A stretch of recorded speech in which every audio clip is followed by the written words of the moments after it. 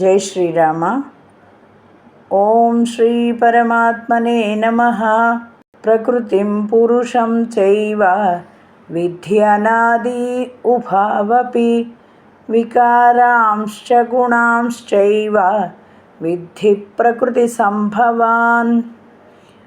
ప్రకృతి పురుషుడు అను ఈ రెండును అనాది అయినవనియు రాగద్వేషాది వికారములను త్రిగుణాత్మకములైన అనగా సత్వరజస్తమో గుణములను ఇవి ప్రకృతి నుండియే ఉత్పన్నములైనవనియు తెలుసుకొనుము.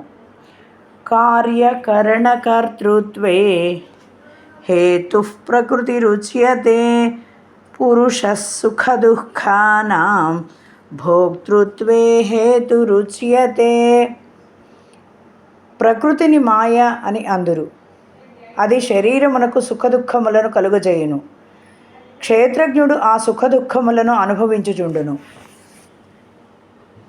పురుషః ప్రకృతిస్థో హి భుంక్తే ప్రకృతిజాన్ గుణాన్ కారణం గుణసంగోస్య సదసద్యోని జన్మసు.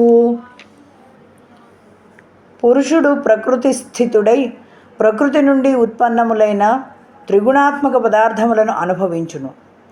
ఈ గుణసాంగత్యమే జీవాత్మ యొక్క ఉత్తమాధమ జన్మలకు కారణమగును. ఉపద్రష్టానుమంతా చ భర్త భోక్త మహేశ్వరః పరమాత్మేతి చాప్యుక్తో దేహేస్మిన్ పురుషః పరః. ఈ దేహమునందున్న ఆత్మ వాస్తవముగా పరమాత్మయే.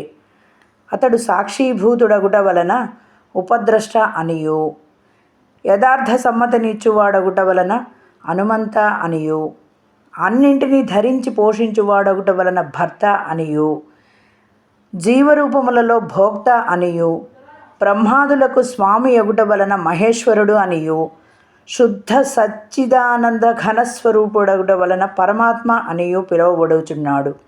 జై శ్రీరామ.